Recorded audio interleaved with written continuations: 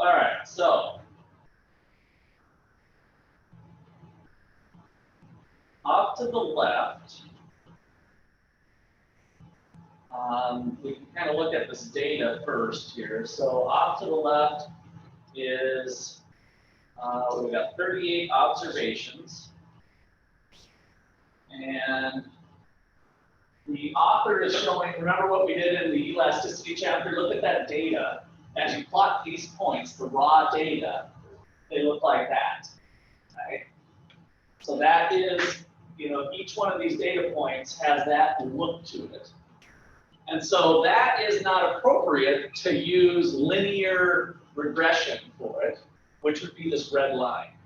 So what he's showing you here is that if we use regression, it's going to use the same technique that we did with minimizing the least squares to maximize the best fit. And the computer's going to come out with something like that red line. And so what's wrong with that red line if you were to use it the way we've been using it? What's that? It's not estimated between all the data. Okay, it's not estimated between all the data. And so how would that affect your prediction? Let's say you wanted to use this like we've been doing on the previous sheets. If you wanted to use it to make a prediction about pizza in the college town, what sort of problems would that pose? It doesn't represent a problem. Yeah. It's more outliers than whatever. Right. So if you had, and I'm kind of, this is not the pizza data, but if you had price data at 40, your prediction would be, oh, at 40, then you're going to sell 38 pizzas, right? But look at what's the truth is that there's no other data point that reflects that. And so you kind of garbage is what it's saying. It's not an appropriate way to address this nonlinear data. All right, so let's go ahead and read this. The XP graph above is based on hypothetical demand data in column A. The data describes a nonlinear relationship between X and P. The linear sheet shows X as a function of P. This is approximately the red line.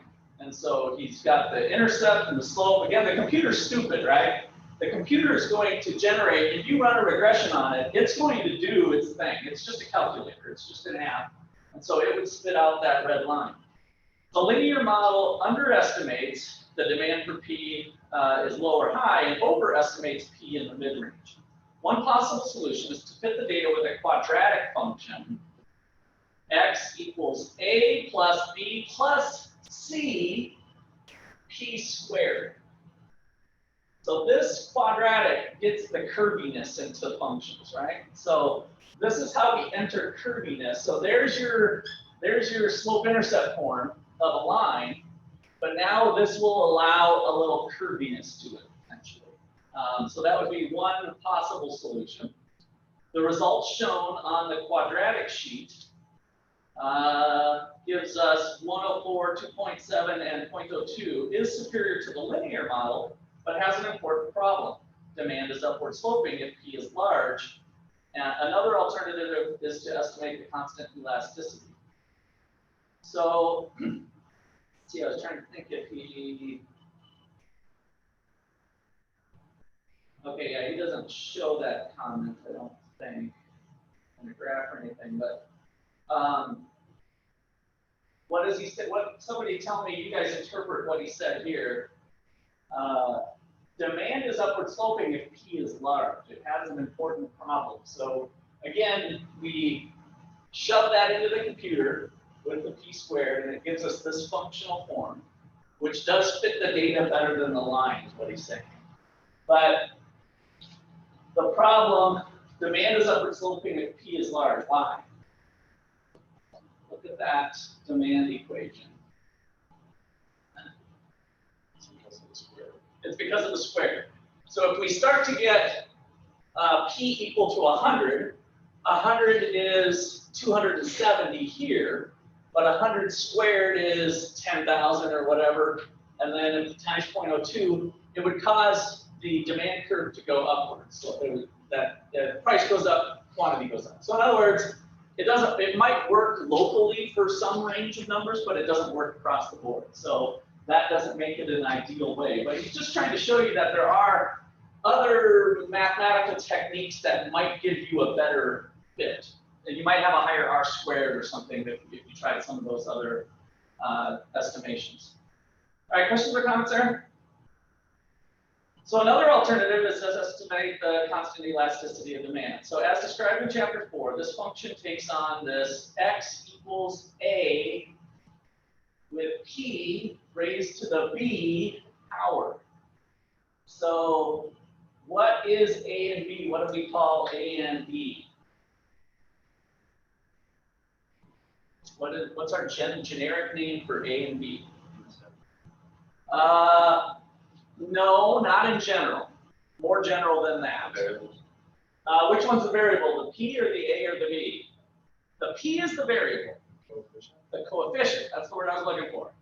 Right? So a and b are the coefficients of this functional form. It still has the basic idea of if price goes up, quantity goes down. Right? So left-hand side of the equal sign, this is like the quantity of pizza, and this is the price of pizza. But now the functional form is set up to be able to handle data like this. Like if you graph that curve with and you put those coefficients in fact, I think, yes. Why is my stuff all of a sudden coming up? That's weird, my computer did it, and I didn't even have this open. All right, extra credit for you guys. Another, did we do this the other day already too? And I saw, JC, you tried to sneak your name on that sheet, but it was only for those who were here on time, so it was just Eddie. So you four, go ahead and circulate that. This sounds super silent now, so I'm going to give you another one. Why don't you do just one sheet of paper and pass around you four? Let's see if Luke straggles in here late and we won't get that extra credit. Brady's gone, I know. Okay. So estimates of A and B are obtained using regression by modeling taking logarithms in order to turn this into a linear relationship. Either common logs or natural logs can be used. Both produce the same estimates of the demand as shown on the CDB sheet. So are you guys remembering what we did with that before? This is all I was going to show you guys. Basically, I don't even know if I'm making each other. It's probably easier to be able to camera. But so remember this part that we went through with the elasticity. That functional form gave you represents a curved line. And then if you take the logs of it, the log of price and the log of quantity, you transform it. And the way the math works out, it makes it a straight line. So it basically flattens it out. And so that's what he's doing here, is that you'll be able to pick off these coefficients. So right here, estimates of A and B are obtained using regression by taking the logs to turn this into this. So using common logs, the transformation, this is again just a mathematical application, kind of like if I multiply one side of the equal sign, you know, if let's say 3x equals 4, I don't know, AB, I'm just making up stuff now. If I multiply this side of the equation by 2, I got to multiply this side by 2. And so 6x equals 8AB, right? So we've kind of transformed what that looks like. What I do to one side of the equal sign, I got to do the other side. That's all they're doing here. It just turns out when you do the log of a function that looks like this, then it transforms into the log of the intercept, and then the coefficient b comes downtown here, and it's the log of p, and now all of a sudden we're back to slope-intercept line. Okay, so then let's stick with this one for a sec. Take the logs of the first x and p values using the log A2. So now we're transforming our data over there. So if you come back to log x on this first row, and you guys can verify this for yourself, he's using a formula, right? So he just took using Excel equals the log of that number, and you get a new number. So that new number is 0.85, that new number is 1.81, and then here he's just doing the natural log, so the formula for Excel again is equals ln parentheses of the number that you're doing. And so the natural log comes up with a different number than the log. But it turns out they're both mathematically equivalent ways to transform the data, and you'll get a consistent estimate either way you do it. And then one way is going to have some nicer features to it. All right, you guys cool so far with that? All right, so run a regression, placing log x in the input y range and log p in the input x range.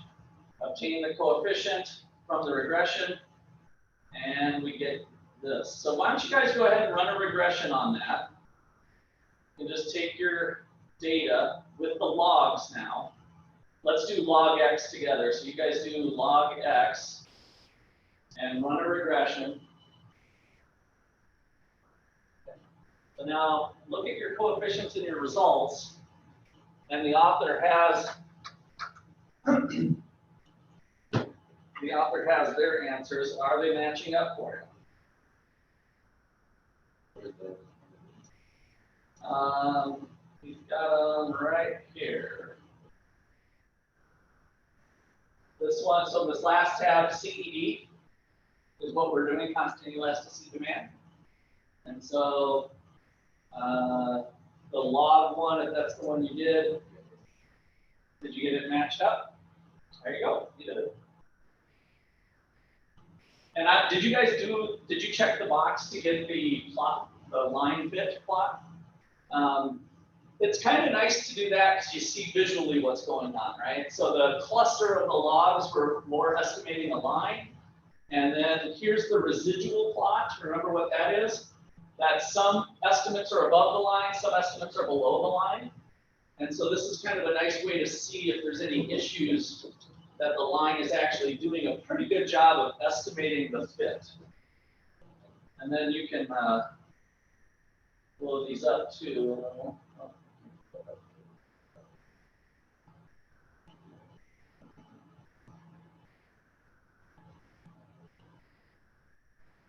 So why don't you go ahead and run another one with the natural log, and this time check your box to get your line plots, both the residual plot,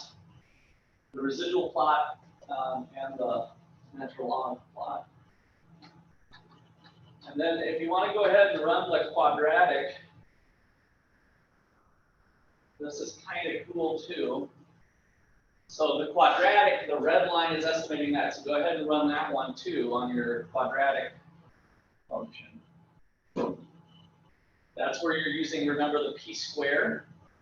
So in your data, when you're grabbing on your dependent, and remember you guys were running these two together, or I guess we're just doing one, so it's the x and the p. But with this one, you have to grab both the p and the p-square.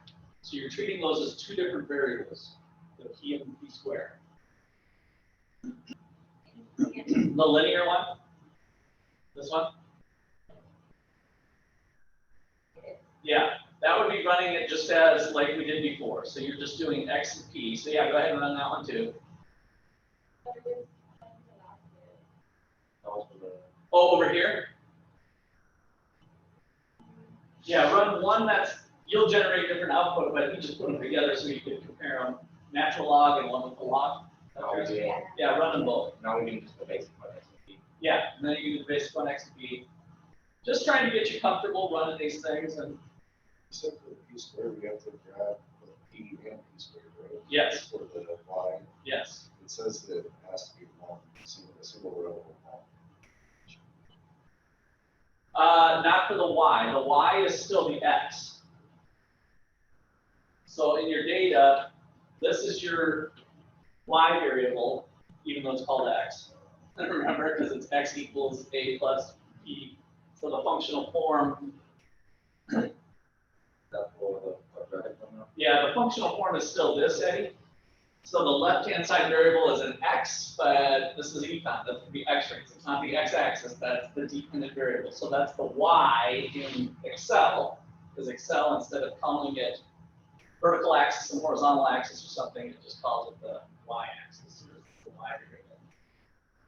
A little confusing. The x is the y variable, and then grab onto both the p and the p squared to generate that. So basically being for regression. Yeah. Yep. Okay. Regression. Where's the data? Where does it tell you how to run a program? Like Eddie says, to be one variable. Right here, up here, it said if you wanted to run it. This is the equation. So then you've got the coefficients are A, B, and C. So you actually just crank out a coefficient for the p squared term. But you run it as a new variable, almost like it's its own variable.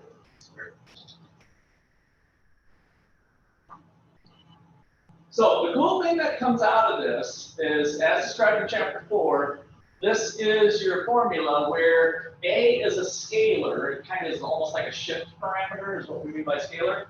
And B is the elasticity of demand. So when you get your estimate of, I have it here. What did you guys get for B? Yeah, the 104.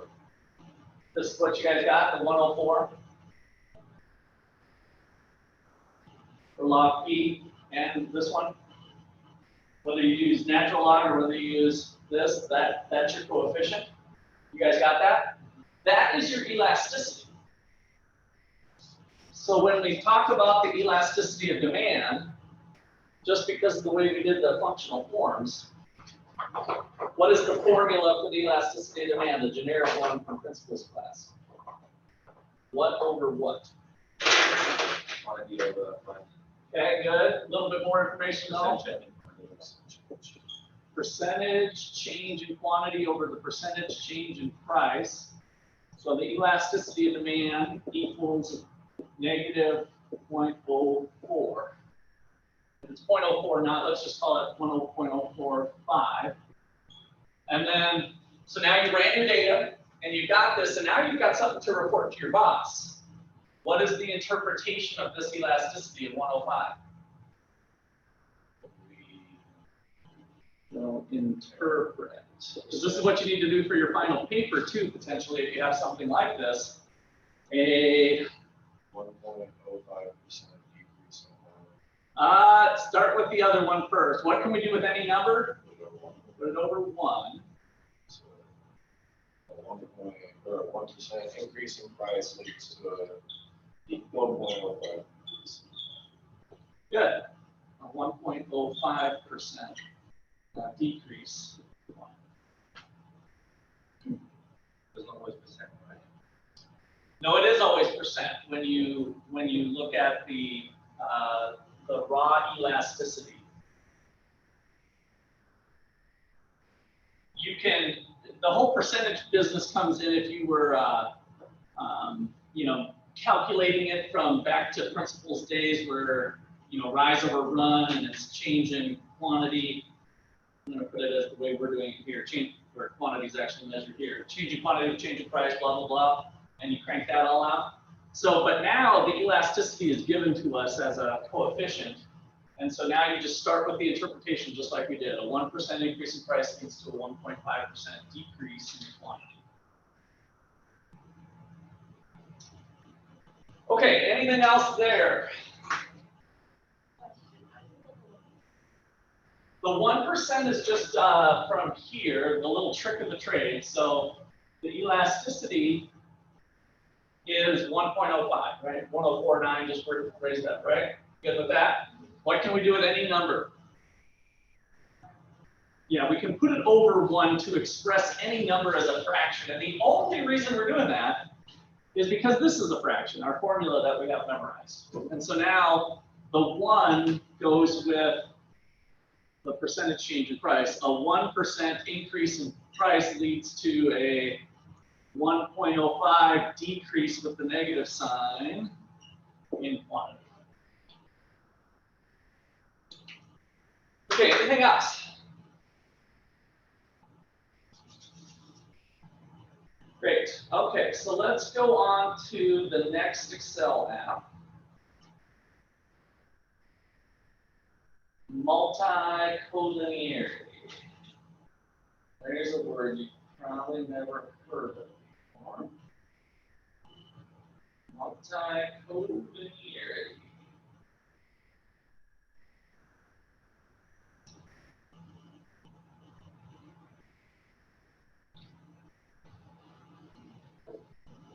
Okay, so with this one, let's start with the data again, first of all. So notice he's got a whole bunch of data squished down here just to keep it down. So there's 53 data points from 1998 or 1999 to 1996. So 3 years worth of data.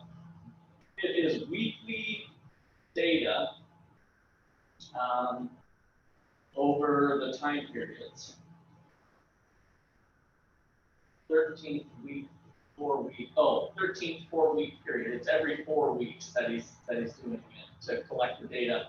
And what is the data? It's data on the price of Chardonnay. We're going to spend more time on this example at the end as well. But price of Chardonnay, price of Cabernet Sauvignon. Anybody in the wine drinker? Right. And Merlot, yes. So we've got the 3 wines, and that is their prices. So suppose you wish to predict the price of Merlot based on the prices of the other 2 grape varieties, Chardonnay and Cabernet. It is worth noting that Excel removes the subscripts when graphing, undertaking data analysis. So here we've got the data, and what do you immediately notice by looking at the data with the prices? It's increasing, good. What else? They're correlated. So when one goes up, the other goes up, right? They tend to move together, right? So that's what we call co-linearity, right? They're moving together, they're related, it seems like. So the line plot shows these series show that they track very closely. This is confirmed with correlation coefficients in this table. So we can do an ANOVA table and come up with correlation coefficients. The computer is saying, how much do these really move together? So if, like, let's say the green line, see how it goes up here, but let's just say that this would have went down. And like every once in a while, the green line does something different than the other 2, then that would cause the correlation coefficient to be less, right? It's like, it moves together a lot, but not all the time. So you can kind of think of this as like a percentage. I can't remember if you can technically do that or not. That's right, right. So I think you can interpret these as a percent, like 98% of the time they move together is a reasonable way to interpret that. Okay, so they're very highly correlated on these 52 observations. The high correlation between the price of Chardonnay and price of Cab is also readily visible in the scatter plot below. If you use both the price of Chardonnay and the price of Cab to predict the price of Merlot, you will have a multi-collinearity problem. I'll say that together. Multi-collinearity problem. That's very much an econometric word that, again, you won't hear pretty much in the real world at all. The independent variables are not independent of one another. So this one kind of raises an issue that you guys should be aware of, especially with your research projects. So if you want, I don't even know if you want to highlight this or I don't know if you're taking notes or anything, but a lot of times in your projects, whatever your research data is, you might find variables like, oh, I think it'd be cool if we had the price of Chardonnay and the price of Cab in it, not thinking that, oh, those are too closely related. So one important principle with having a functional form of quantity equals A plus B1 X1 plus B2 X2 is that these, what type of variables do we call these again? Independent variables. Now they are independent of this, but we don't want them to be dependent on each other either. So that causes problems as well, right? So they have to be independent of each other. And then this is the dependent variable that depends on these things. Now in the real world, it very well might be true that they are dependent on both the prices of those things. But we need to be able to pick out enough variance, enough variability between the two. Otherwise, the computer gets kind of messed up and really can't tell the difference between the price of one or the price of the other. Regression. What's that? Regression. You can run a regression, but you're going to have some problems. That's what he's going to highlight here. But yes, you're right. You won't get reliable coefficient estimates with it. All right, so here, let's continue reading here. To understand what we mean by unreliable estimates, please continue to the second sheet, regressions. Once you have read about how the 24 regressions on the regression sheet are related to each other, go to the price of Chardonnay, price of cab coefficients sheet and see a visual explanation of what multi-collinearity causes. Coefficients are unreliable in this instance because of small differences in the data from sample to sample will have dramatic differences in the best guess estimates. This problem is one of the reasons analysts typically start looking at a correlation matrix of independent variables. That way they can be sure that the independent variables are not too highly collinear. If you write an equation with a multi-collinearity problem, the solution is simple. Remove one of the collinear variables and rerun the regression. In the present instance, the price of cab is the best predictor of the price of Merlot, but the price of Chardonnay also works well. Using both does not. All right, so let's go to the regression sheet and be blown away. Look at that. All its glory. So he did the work. You guys don't have to do 24 regressions. But what did he do with each one of these? Look at what he did.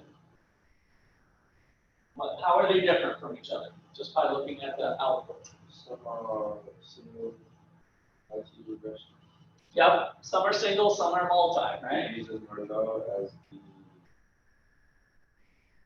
Okay, so yes, the first one here on the upper left, and he's kind of describing it here. There's 24 of them, 3 columns of 8. So he's got the bivariate regressions running. And are these coefficients significant? Good. So that's where we go. Your eyeball, after you look at the coefficient usually, and sometimes even before, like there's no, let me put it to you this way, there's not much sense saying, oh, this is 0.8344, I wonder, that means that a 1 unit change in price would lead to a, like don't even do that. If this isn't above 2, it's 0. It's garbage, right? It's insignificant if this isn't 2. So sometimes I would look at what the variable is. This is where my eye would probably drift first, and then see if it's significant. And then for the reasons we went over yesterday, look at the upper bound and lower bound, it includes 0. So those are basically, we can't distinguish them. They're not meaningful. They're insignificant. However, when we run it by itself, is it significant? If we run the regression with just the price of Chardonnay, it's real significant, right? So now it's 10. And so that's what he's done with each one of these. So let's go down here. This is the price of Cabernet, price of Chardonnay. Is cab significant?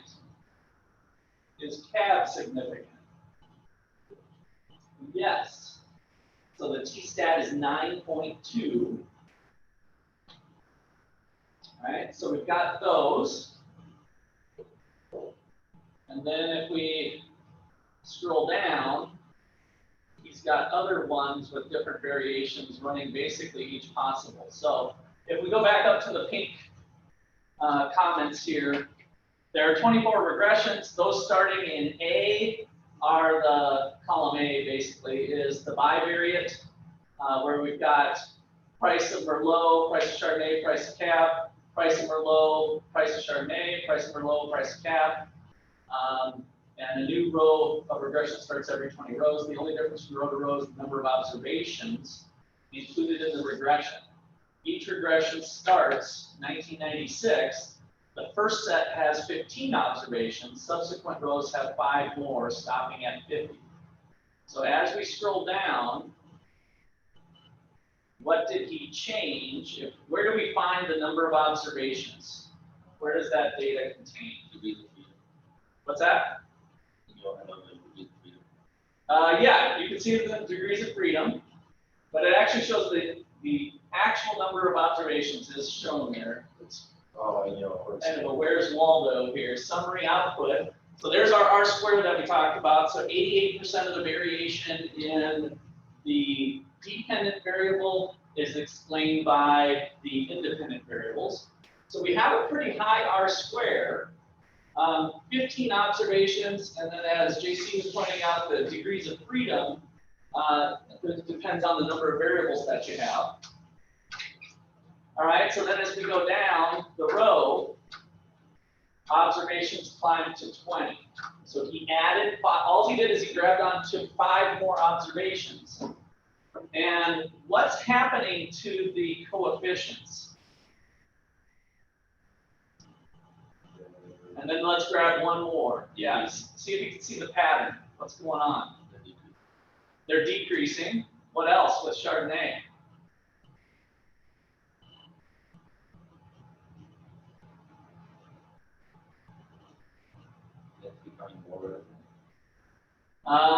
What do you mean, the T-stat? Yeah. Okay. What else? There's another big glaring thing that's happening here with, and then we get down to the last one with 30 observations. 34 observations, 40 observations. What happened with the coefficient on Chardonnay? Key in on that as you go down your list. Look at each coefficient only, not the T-stat. Did something kind of weird.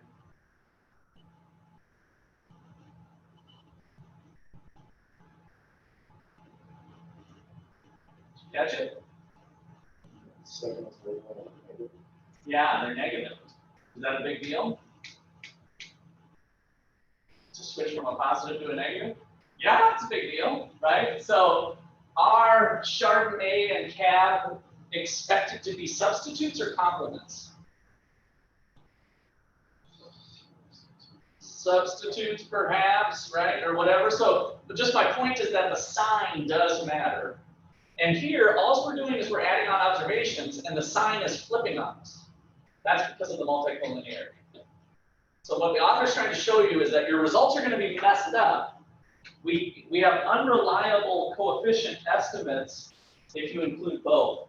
Now, if we go back over to the other one, where we do the same thing, but we just have Chardonnay only, 0.94, whoops. 0.94, 0.7, 0.73, 0.73, 0.745 with, now we're up to what, 35 observations, 40 observations, 0.7595. Are we getting more confident in our number or less confident as we add more observations? More confident. 0.73, is it switching signs on us? It's staying the same, and it's staying actually right at about the same coefficient level, right? The magnitude is always at this 0.74, 0.7 in that range, all the way up to the last one. And then we see the same thing happening here if we plugged in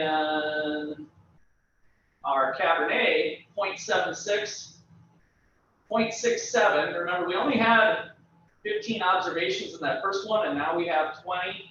Now we have 25. 0.68, 0.66, 0.68, 0.68, 0.65. So it's staying pretty consistent. So we were kind of have a little more confidence in it. All right, any questions there? Here he just went through and said, looked at the confidence intervals on how you don't have confidence in it when it's based on both. That it's jumping around on us. It's like, you know, it's a big question mark on whether it's reliable or not. Okay, last tab. Any questions on that, what we just did? So that's the problem of multi-collinearity. And it's in your textbook too, of course. Talks about multi-collinearity. All right, so here he's highlighting the look of the residuals and the slope coefficients for each one as it grew. 15, number of the observations, 15, 20, 25, 30, 45, and how they were kind of all over the place. Now, as you had more of a larger sample, what's happening to your confidence interval? So these are the slope coefficients here.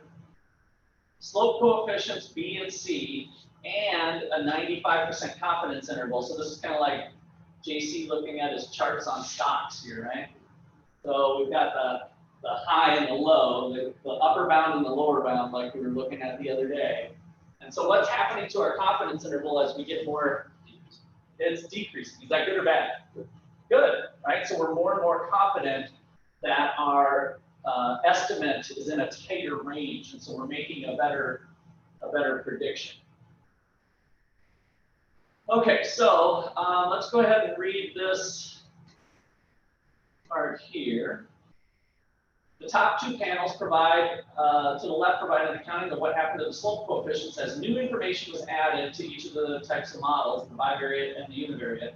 The new information is the addition of new time points. Imagine redoing the analysis every 20 weeks. The lower panel gives the adjusted R-squared for each model. A coefficient is statistically significant at the 95% level if the 95% confidence interval does not contain zero. A quick scan of the top left panel shows that the price of Chardonnay fails to achieve the significance in all 8 models. We also see that the magnitude of each coefficient varies substantially across the samples. The coefficient for Chardonnay even changes between a change of sign between 15 and 20. That was the sign change that we looked at. Note that both coefficients fail to achieve statistical significance at 15 of a sample size, despite having an R-squared of 0.87. This says that you are doing a pretty good job of predicting Merlot, but you don't know why, right? So that's kind of weird. You can have an high R-squared, but insignificant coefficients is just kind of letting you know that there's no stable relationship that you can pinpoint to one or the other. The same cannot be said of the univariate models. Scatter plot above provides an alternative way to examine how much the estimated coefficients vary in the bivariate model versus the univariate models. Coefficient pairs are connected in order to show how the magnitudes vary by sample size. The blue curve, based on including both prices, independent variables, varies widely. By contrast, the red curve settles down essentially into the 0.74 and 0.67 models with more than 15 observations. Okay. This is just where he collected the data to make these pictures. So, questions on multi-collinearity at all? Don't do it. What's that? Don't do it. Don't do it, yeah. Well, yeah, don't do it, and then, yeah, deal with it when you do it. So that's kind of the moral of the story with dealing with any of these problems. I'm curious if this thing came back on or not. I actually wish I could. Well, I guess I can show you guys the book. So let me shift gears a little bit here with what is going on. So this next problem that we have is called autocorrelation, and it is a problem that you usually have with time series data. So what we've been working on for the most part so far has been cross-sectional data. What was the difference again between cross-section and time series data? Time series data is data, specific data for the specific period of time, cross-section data. At one cross section of time. So if we look at time series data is going to be data collected over time. So like our real GDP that we've been doing. So over time, we might have 2018, 2019, 2020, and 2021, whatever. And so we have a data point here, and a data point here, and a data point here, and a data point here. And so cross section, and we might have other data that we're collecting, right? So maybe there's 5 variables collected over 4 years. That would be time series data. Cross-section data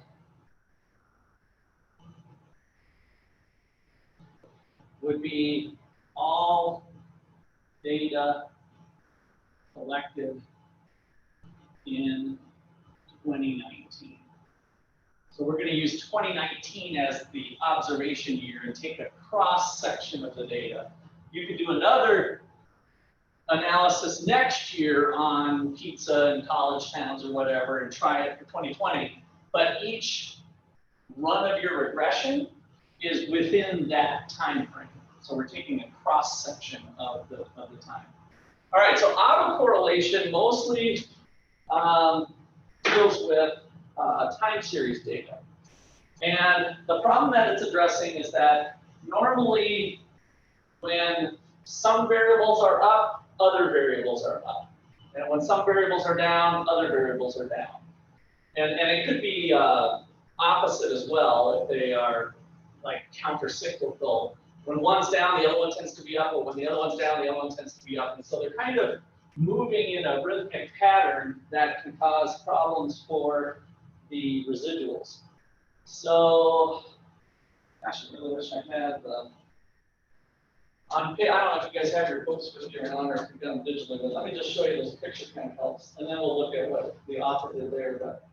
But so this figure shows the residual terms from time series. So autocorrelation is a problem that is usually encountered when time series data are used. For this reason, it's often referred to as serial correlation, is the other word for autocorrelation. So essentially, autocorrelation occurs when the y variable relates to the x variable according to a certain pattern. For example, in 5.2a, the scatter plot reveals a systematic pattern. So here's time, here's y, and we've got this pattern going up over time. And so if we map the residuals in panel B, then they tend to be up and down following that path over time. That's the nature of the problem that we're trying to address. And you don't have to know it perfectly. He does this is actually pretty nice what he works through here. Okay, so I'm just trying to remember the best. Oh, that's right. He's got to be able to. This guy, like, this author went crazy with how much he did. All right.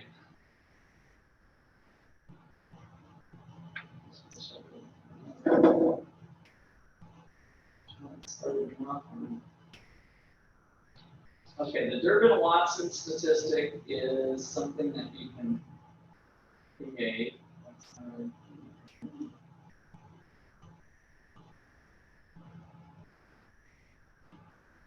All right, I guess we'll start with this one. So SC stands for serial correlation. So positive serial correlation, no serial correlation, or negative serial correlation. So positive serial correlation, a pattern in which the actual values typically lie on the same side of the best guess line for consecutive periods. So when we do a regression, we actually are going to use time as one of the variables. So that's another thing that's kind of weird. with time series is you're going to use time as a variable. And so when there's positive serial correlation, a pattern in which the values typically lie on the same side of the best guess line. So the best guess fit for this variable is this one, and if we did another variable, it would also be up for that time frame. And so it always tends to move together. So let's kind of continue across this way, positive serial. A positive residual last period is typically associated with a positive residual this period and vice versa. So if we were up last period, we'll tend to be up next period, still above the line. Maybe we're heading down now or something. But this is going to give this snake-like pattern to the residual plots, which is something we've been cranking out, right? When we check the box for the residual plots, you'll start to see that, oh, this is kind of following a pattern over time of up and down. And then the residual pairs are typically in the first and third quadrants. This occurs because the adjacent residuals typically have the same sign. So if we look at the clustering here, the first and third quadrant are up and down. If you do a scatter plot like this, you'll see them kind of related to each other. I get a scatter plot with the negatives too. What do you mean? Like, when you just go scatter plot, you just get that one, you don't get the other left side quadrants. With you're talking about this panel here? Yeah. So with the residual pairs, I think he had to plot it himself. I don't think you can check a box in Excel to get that. So he's usually got the data actually hidden somewhere here. I was just going to show you. Notice that he'll put like the actual data like way at the end or something. But he just took the residuals and made these pairs. And what this pair is the residual from t-1 and t. So it's the one from before, and then plotted them that they're close together. Okay, no serial correlation. Actual values are above and below with no seeming pattern. Residuals don't have the snake-like pattern. Residual pairs seem to be evenly scattered around this quadrant. And then negative is when it's up and down, basically being the opposite. So the pattern with the actual values typically alternate being above and below the best guess line every time, with each time period. And then that would cause you to be in the second and fourth quadrant, if you have that. All right, let's see, click here to, so here's his quadrants, and here is the way we test for it. It's called the Durbin-Watson statistic. And so he's trying to show a scale of where there is correlation versus not. And I think this is where you guys are going to have to forgive me for everybody. He's got these cool. Yeah. So check this out. So the Durbin-Watson statistic, you guys can play with this on your computer. All I'm doing is I'm hitting this. Look at what's happening to that number and the data. And look at the manipulation of the graph. Did you see that?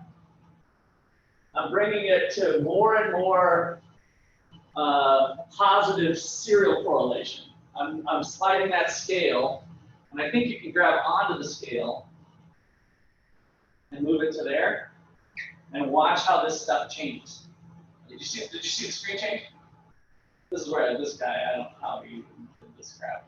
Honestly, That's really cool. where are you grabbing onto at the top? Right up at the top, there's a little slider thing. Oh.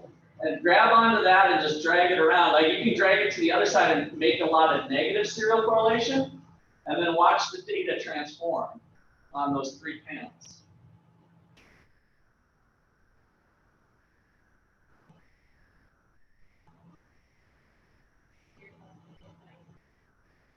Yeah, so he's got kind of a funky formula. It's connected to another sheet. Look at his formula down here for this. So he's got $C1 plus A10 times D1 plus the main from CB4. That's taking you to the other main, or the other sheet. Wait, we're on that sheet, I guess. So main CB4, and that's how you're able to grab onto that slider thing. But he's also using the formula for the Durbin-Watson test. Okay, so links to the mini-series. What is serial correlation? If you click that, it brings you to his sheet. Serial correlation can be seen in terms of predicted values, in terms of residuals or error terms. So now he talks about why that's positive and then gives you an explanation here.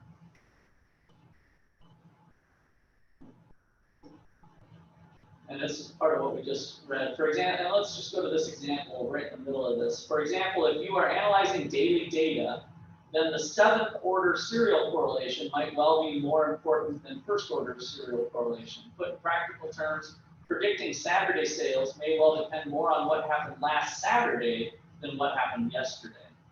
There are many ways to analyze situations, but they are beyond the scope of this discussion. So you can imagine Saturday versus Friday. Saturday, everybody's off and they're shopping on Saturday, so it's better to look at Saturday from the previous Saturday as opposed to the day before. There might not be a lot of correlation between the two. Okay, so back to the main sheet. Visualizing serial correlation in graphs. Click that one and it brings you to this. This is the one we were on before. Back to the main, interpreting Durbin-Watson and the DL and DU, which is the upper bound and lower bound. Let's take a little look at this.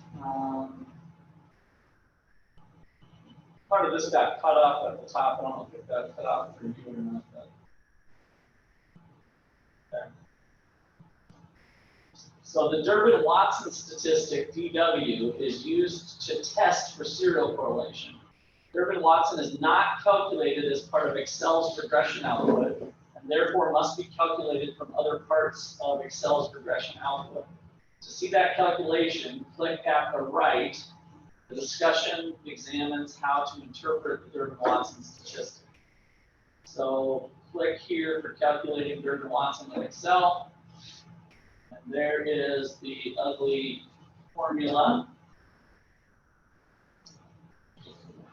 Didn't see a view here. So what's RT and RT minus 1?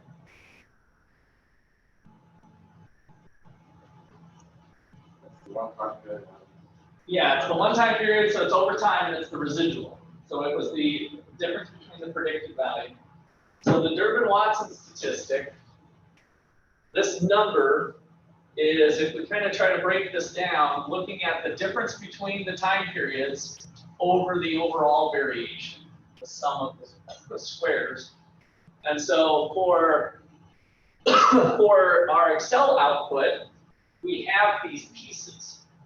So D85, this ugly looking formula, is from D85. This is the Durbin-Watson numerator, is the sum of D26 through 84. So he took the sum of the residuals. Remember when we did our residual plot, when we checked the little box in Excel, it'll give you the residual output. And then you can calculate what he just did is D85, the sum of the residuals squared. So you kind of make your own little table. And then the sum of each residual in each time period squared is our output number. So this part is what we do with the regression output. So we ran a regression with the residual as the output. Okay, so that kind of gives you a little bit of a taste of that. I am not going to be too worried about this overall, but I wanted to expose you to it with Like he was doing here with these mini lectures. Okay. Questions or comments there? So tomorrow, we will get together and work on the back of the chapter problems.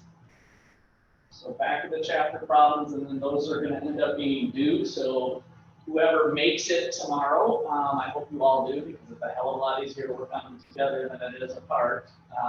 So that'll be kind of a workshop day tomorrow to work through back of the chapter problems. And ultimately, those will be due Sunday night. This Sunday. Yes. So we have this week. Yes. Well, you're already done. I mean, this will be it. But yes, yep. I wanted to get week 3 and 4 under our belts, and then we're going to almost be done meeting by the time this next week is the forecasting chapter. A couple more Excel apps. It actually really works you through time series data. So we'll be basically close to being done next week with most of our class meetings. And we also need to start getting in on our topics. So the other thing with week 4 here is final paper component topic. What is your topic? So we'll need to start brewing that over. That's going to be basically Monday. We'll have topics. So you can be, I'm telling you this now so you can start thinking about it and start to actually dig into resources for your topic, and we'll present them on Tuesday. So we'll talk more about that Monday, but right now, while we're doing demand, today and tomorrow or whatever, let's read through this since we've still got a minute. Let you guys don't freak out too much here. Choose a topic for your final empirical paper supported by 3 scholarly references. So I want to write on whatever. You've actually gone to Google Scholar or JSTOR and found references related to that topic to see if it's got some legs or not. Consider this your preliminary topic. You may alter or build on the topic or develop your paper. This week, you will turn in a brief explanation of your topic and why you think it'll make for a compelling paper. Include 3 scholarly resources that support it. These can be general resources, or you may not include in your final paper. This should be at least 1 page in length and use proper APA citations. We'll get you in the habit of citing it according to APA. So 3 references. All right. See ya tomorrow.